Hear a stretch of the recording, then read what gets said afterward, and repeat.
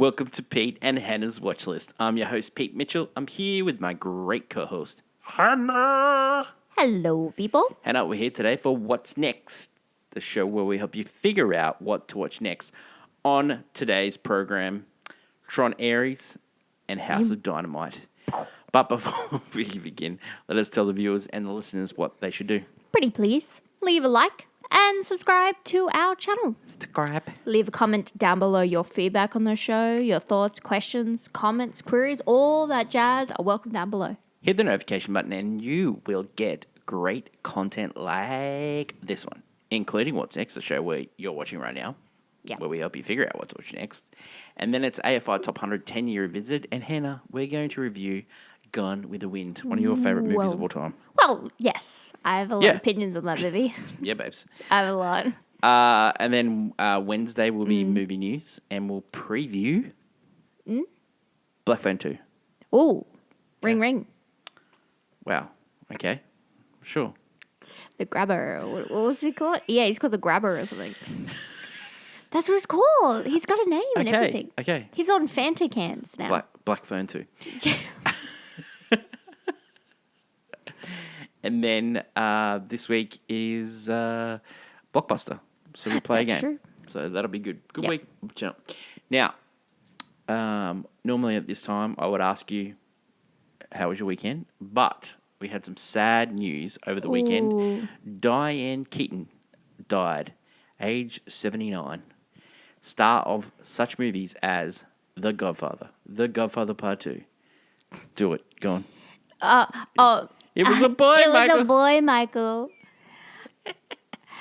Okay, never asked me the business again.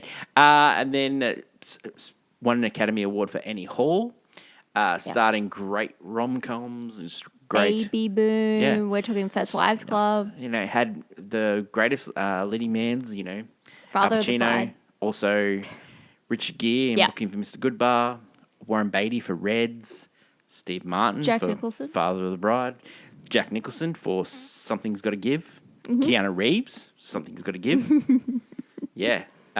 Baby Boom, Boom, with the great Harold Ramis and Sam Shepard. She had like a quirky sense of taste. Yeah. She dressed up in male clothes with like great hats. She had a great hat game. Great hat game. She was really funny, and she was a great actress. A lot of people did love her. She was very endearing. Oh, yeah. Loved her. It's funny when you read all these obituaries and you see what their tagline is, and one of them was star of the book club and the Family Stone. Okay. I wouldn't have put those in the top 10 of her movies. Some people adore the Family Stone, and I'm like, wait, where have you been? Don't forget, book club 1 and 2. Yeah, I don't want to remember those. But Well, Vale, Diane Keaton, she's survived by 2 children, and send all their wishes and to everyone who knew Diane Keaton. yeah. Let us get on to today's show. Now, you know, sometimes you have to zig and zag. You know, we promoted Tron Ares. Like on the grid. We're not doing that first. We're doing my second favourite movie of the year. It's better than one battle after another. It is House of Dynamite, the elevator pitch. A nuclear weapon has been shot out in America. They don't know where it is. The Situation Room, where it's coming from. the Secretary of Defense, chiefs, Joint Chiefs, the President, National Security Advisors, all working together to find out what they're going to do to retaliate against this attack. Reasons to see this. This is directed by Catherine Bigelow, who gave you such movies as Point Break, Hurt Locker, and Zero Dark 30. Mate, that's tick. You should be watching that. But this has a stellar cast. Ooh, yeah. It's also written by Noah Oppenheimer, who used to work for MSNBC and NBC and stuff like that, but now he's a writer. He did the Robert De Niro show on Netflix. Yep. And he's a great writer. And this is a really well-made picture. Okay, so you've got President, played by Idris Elba. You've got one of the well-known. What would her title be? Her title would be Asian Oh expert. my God! Greta Yes, Lee. She on relations of North Yeah. Korea and such. One of yes. the workers in the Situation Room is played by Rebecca Ferguson. Yep. Also, her boss is played by Jason Clarke, who we saw him in Oppenheimer. Yes. God, great. We've got the night agent himself in this one. We've also got Tracy Letts. We've got one of the Schuyler sisters. Yeah, as, we also President's have son. Prince Eric from the live-action Little Yeah. Mermaid Yeah. as the guy who holds Yeah. the briefcase. He was in a movie that I watched the other day called Threesome. Yeah, so Yeah, he carries a nuclear football. yeah. Yeah, it's got a great cast. Now, how this movie works is they do a snippet of, There's like 3 intersecting stories happening at the same time. but you also hear from other people, and it's so they give you like Yeah. a different part of the story, and how it builds you up to the point and then knocks you back down. Builds you up to the point and then knocks you back down. I love this movie. Now, reasons not to see. There's not a conclusion to this movie that will make people happy. I love this conclusion. Yeah. Look, it doesn't pass Sinners, but I will say it's better than One Battle After Another. I think this is one of the, you love. I think this is one of the best movies. It's like how I'm built. how I'm built is I pick movies at the end of the year. What I want to say is the best movie of the year is what gives me so much joy in the cinemas. True, Now, this does. no one has given me more joy. Not one movie in this year has given me more joy than Sinners. I love that movie. I saw it 5 times in the cinemas. I love that movie. Now, I've seen good. One Battle After Another 3 times. I'm going to see this many times because this is in limited release now, And then but it'll it be is on going on Netflix next week. Now, I love this movie. It is fantastic. I can highly recommend this one, and I can give this the highest thing. But now let's talk to someone that is a bit more mellow when it comes to thriller trash. This is definitely a thriller trash. But I just want to put it out there. I am in the bag for this movie. Now let's talk to someone that, is not in the bag for us. They're thriller trash. Is this movie good? I think this movie is good. I don't enjoy end of the world scenarios, which this movie does feel like. Yes. Unfortunately, because especially how closely this movie could be to a real life scenario. They do, like, the whole movie is hinged on the fact that they do not know where this attack happened, and they use like AI as a reference, and so it just made me thought of this is just reminded me of Mission Impossible earlier this year. But it does. I think this film is really well done, but I know for a fact a lot of people just won't enjoy the conclusion of this movie.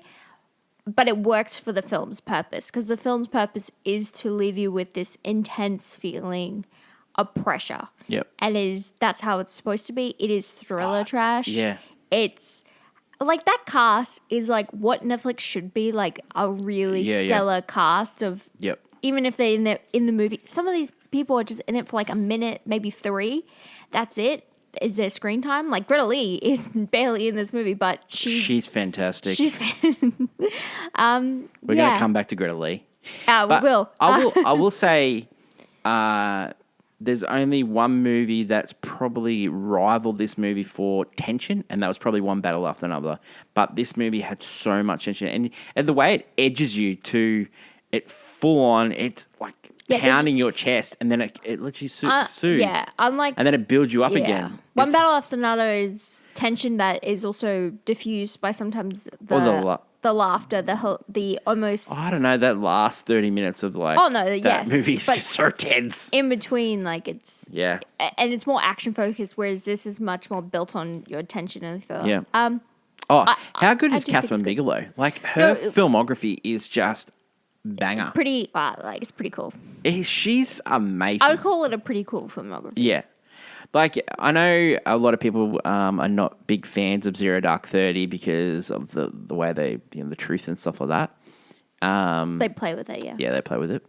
But that movie is a well-made film. It is so captivating, that Zero Dark 30. I loved Hurt Locker and I love Point Break. Yep. It was one of my of course. first Who doesn't? movies I went and saw by myself as a kid. Like, just, what a movie that is. And she is a fantastic filmmaker. Yeah. What a filmmaker she is. Okay. I say watch. Do you say? I say the watch. It's going to be on Netflix, guys. yeah. Like, this is a watch. Rating? If you're in for it. What are you feeling? You want to give it a bang? It's a banger, babes. It is seriously, it is one of the best movies of the year. I'll be very surprised if it's not nominated for an Academy Award because it is so good.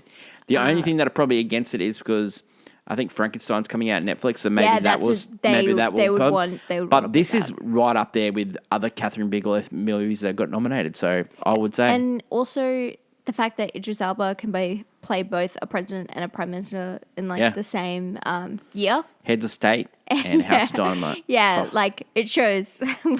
House of Dynamite is in a limited release now, and it will be coming onto the Netflix streaming platform on October 22nd, I believe. Yeah, that's cool. The next movie we're going to talk about is Tron Ares, which has been released all around the world and has been an utter failure. Let's not sugarcoat it. An utter failure. It has been lambasted by critics. Fans are not happy with this. Some are lukewarm. Some are. The real fans are not happy with the plot holes that are blown into Tron Legacy. The problem is at Disney kind of brushing Tron Legacy aside because they obviously just didn't want the returning characters or anything. They wanted to create a new story. But I think the real issue comes down to the star they picked of the show. Yeah. Is Jared Leto, who famously, his last big, huge picture was Morbius, and that didn't do successful either. So it questions that he was even chosen for such a role as a star of this film, because he's Tron Ares. He's Ares. Yep. He's a title character. So the elevator pitch for this movie is Tron. No, Tron is not. No. Doesn't exist. The movie Tron, right? Oh, this film, Tron. This film, Ares. Yeah. Can't call it Tron. Tron, Ares. Ares is a digital AI. Babes, I've got this. I got you. I've got this. I've got this. No, I got this. It's a digital AI. He is searching for the permanence code or unpermanence code, as like he likes to call it from me. Oh, friend. We're not going to go. We're going into that. We're going into that big time. And he's controlled by the Dillingers, who is played by Evan Peters. And Evan Peters has got a mum in this, and it's Gillian Anderson. I can't believe they got her to do this. Why is she And here? then you got Encom, who's run by the great Greta Lee now, and she's looking for the permanence code as well. So at the moment, AIs can only last 29 minutes. Now, this blows a hole into the Tron Legacy thing, because he saved his son, and so that wouldn't go into the real world. Not hugely, because she took his disc, and she's an ISO, which is also a miracle baby in itself. That is true. Because in Tron Legacy, spoilers, but at the end, the son who is a user, went and saved his father but couldn't, leaves with a digital ISO who is kind of like a miracle created by the actual, what do you call it? A server, by the actual code. And she left with Kevin Flynn's disc, which would have the permanence code in it. So she left, and she's a real person. Yeah. But they do not. They mention these characters, but they are not a part of the story. You don't need to see the other ones to watch this movie. It's like a standalone movie. Unfortunately, you would say that, but I don't think you need. You don't need to see it. It's just that this is what. This is a Legacy sequel, similar to Legacy, where it does try to give you nostalgia bait all the time, especially in one critical scene where it's like nostalgia. Nostalgia time. Okay, so you got reasons to see this. Okay, this movie looks fantastic. Oh, it looks is fantastic. by Joachim Rona, who did Maleficent, and he also did a Pirates of the Caribbean movie. Okay, Pirates looks great, but not Maleficent. Written by Jesse Wico, who did the Daredevil Born Again series. So he wrote this. Greta Lee, Greta. fantastic. Evan Peters is a great psycho. No, Absolute great psycho. No. Great psycho. He's not good in this. He played to type. He's awful in this. Gillian Anderson, so underutilized. Reason not to say this, Jared Leto. He's so bad in this. Reasons also to see. Yeah. The soundtrack. The 9 Inch Nails Yeah, soundtrack and it's is actually the 9 Inch Nails. So yes, they went by the actual Atticus and Trent Reznor didn't them. use their name. They used the actual 9 Inch Nails because it's a branding thing. Which makes it awesome. And it's a different sound they were going for. They were going for more 9 Inch Nails. It's a great soundtrack. It's also phenomenal. Like in Tron Legacy, there was a great soundtrack as well. It's Daft Punk. Yeah, Daft Punk. How do you beat Daft Punk? And this is the closest you can get to Daft Punk. Now the giveaway is Jeff Bridges in this movie, but it's not a spoiler because he's in the trailer. Everyone knows he's there. And you know why they've because they were going to keep it a secret, but Jeff Bridges let it out of the bag. Yeah, of course. He's like, I don't care. He just plays a dude now. Like he sounds like the dude. He was like that in the last movie, though he did have to play 2 roles. He sounds like he's got his mouth full all the time as well. Like it's just weird. Yeah. No, but reasons not to see Jared Leto.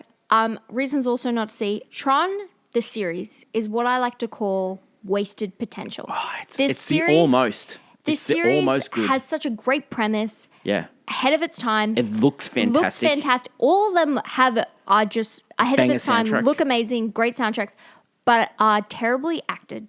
Terribly written. And they can never reach the glory of heights. But there's two things in this movie that probably the best acting in the whole series of Tron films. You just want to give it to Greta Lee and Jodie Turner-Smith, who plays the AI that follows the rules. So she's very good in this. So this premise of this movie has a great idea with the fact that the Ares AI almost wants to learn and be a part of humanity, whereas the Athena AI, who becomes, spoilers, a sort of bad guy, so to speak, and is an AI that is following the rules to the point where will cause mass destruction just to proclaim what she's supposed to, her code has told her to do. Yep.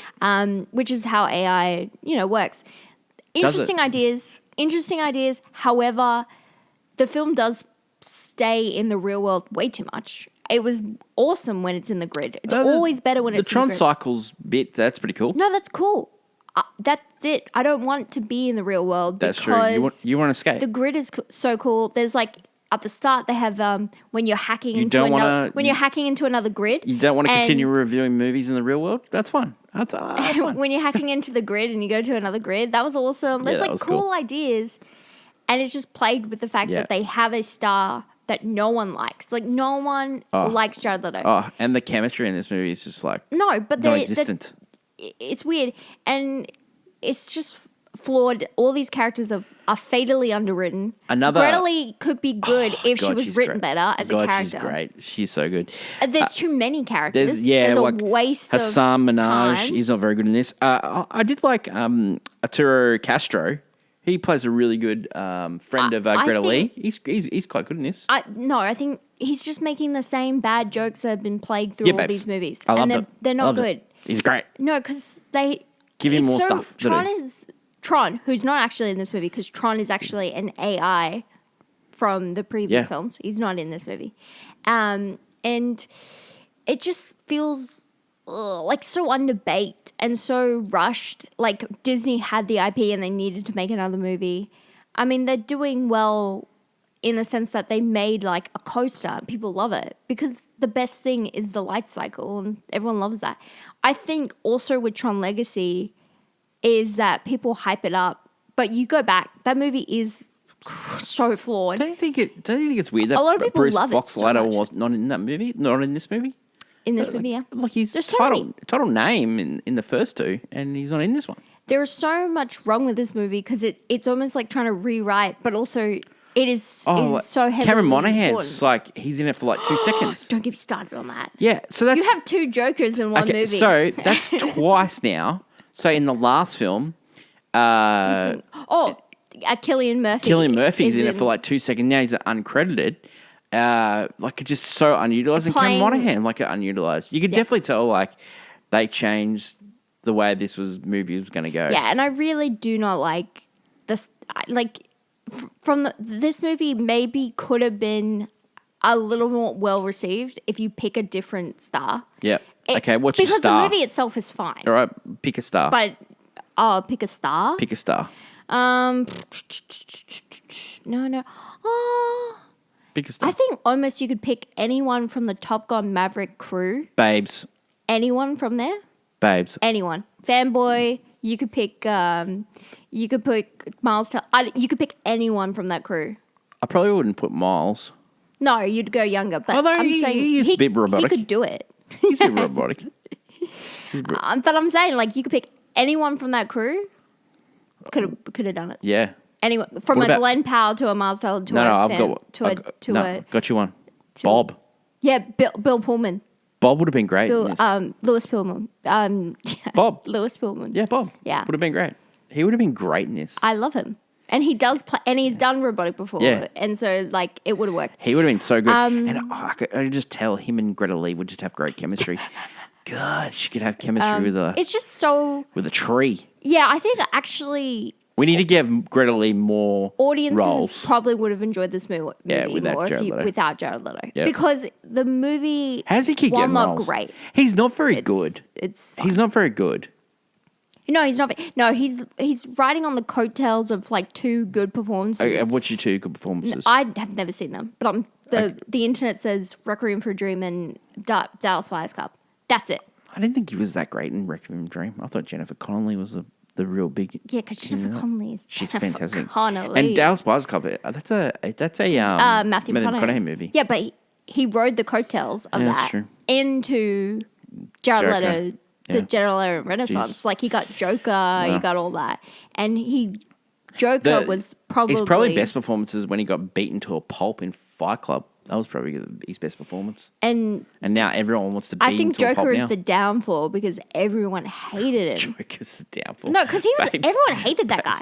He was hated before that. Yeah, but you'd never see him. After Joker, you see him everywhere. Would you recommend That's the people to watch or miss Tron Ares? I think it's an unfortunate watch for the series. Why not? I mean miss. I mean miss. It's a miss. Hannah, rating for this one. You know what? Yeah.